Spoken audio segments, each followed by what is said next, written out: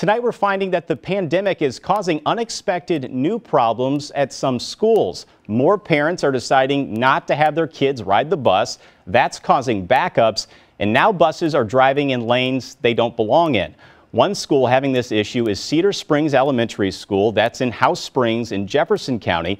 News 4's Russell Kinsall is investigating the safety concerns tonight. Russell?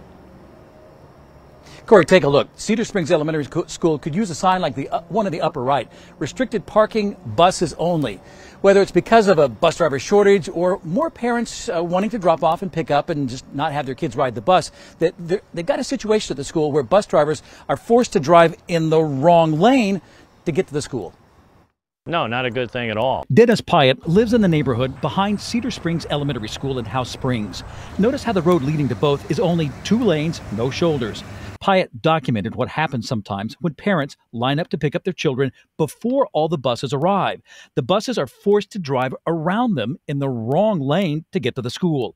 He worries about the traffic coming out of his neighborhood. Come around a blind quarter, they could meet the bus head on. Check this. Here's a time he saw a bus move to avoid hitting a car coming from the school.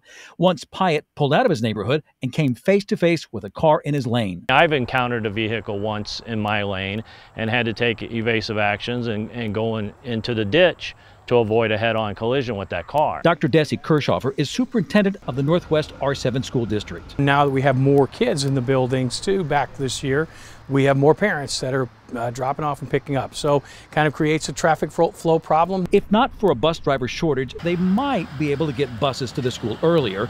The district doesn't blame parents, but the root of the problem is parents arriving too early. They keep reminding the parents, but today a deputy helped make sure parents didn't block the buses. And so sometimes we ask our sheriff's department and our school resource officer to stop by and remind parents of what time we'd like them to be here, and that usually creates a little bit better of a flow. Because so many parents are picking up after school this year, sometimes the cars back up onto the shoulder of Highway 30.